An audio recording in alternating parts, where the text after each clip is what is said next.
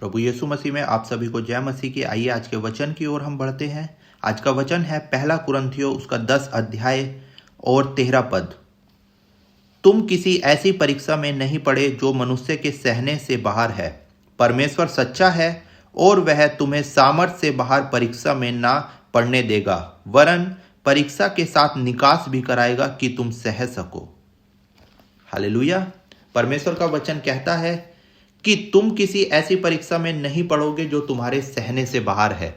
आज विश्वासी के जीवन में हम लोग परमेश्वर में बढ़ते हैं तो हम सोचते हैं कि हमारे जीवन में समस्याएं या फिर कोई विपत्ति नहीं आएगी, लेकिन परमेश्वर का वचन बताता है कि ऐसी परीक्षा में नहीं पड़ोगे जो तुम्हारे सहने से बाहर है। अगर वचन बताता है कि तुम ऐसी परीक्षा में नहीं पड़ोगे जो तुम्हारे सहने से बाहर है, तो संभवतः आपके जीवन में ऐसा टाइम या फिर ऐसा समय जरूर आएगा कि कोई मुसीबत आपके जीवन में आए और वो समस्या ऐसी नहीं होगी कि जिससे आप बाहर नहीं निकल सकते या फिर उस समस्या को आप सहन नहीं कर सकते। ऐसी कोई समस्या आपके जीवन में नहीं आएगी, वरन आप इस समस्या से ये ना समझे कि खुदा सामर्थ्य नहीं है। परमेश्वर हो सकता है कि ये चाहता हो कि क्या आप परमेश्वर को हर एक बातों में धन्यवाद करते हैं या नहीं। हो सकता है कि परमेश्वर ये देखना चाहता हो कि मेरा बेटा या मेरी बेटी मुसीबत के समय मुझे छोड़ तो ना देगा। हालेलुया।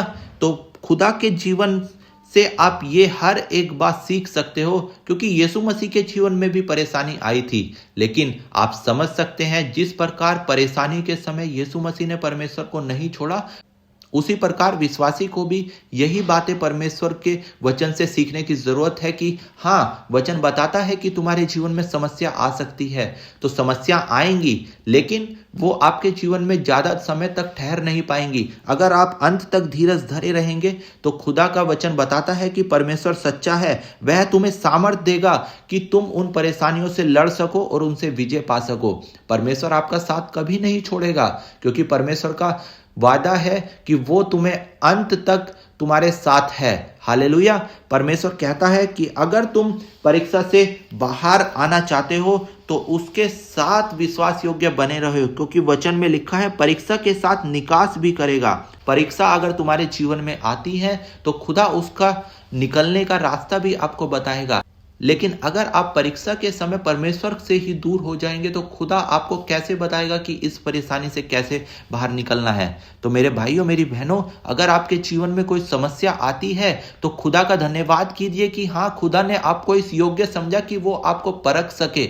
जब परमेश्वर किसी को परखता है और उस परख के समय में वो व्यक्ति जिसको परमेश्वर परख रहा है खराई के साथ उससे बाहर निकलता है, तो खुदा उसको और भी अधिकाई से आशीषित करेगा। हालेलुया। आप देख सकते हैं अय्यूब के जीवन में जब परीक्षाएं आई तो उसने अंत तक धीरज धरे रहा। वो हर एक परेशानी में परमेश्वर को धन्यवाद करता रहा और समय आने पर परमेश्वर ने उससे हर एक बात का दुगना आशीष उसको दिया।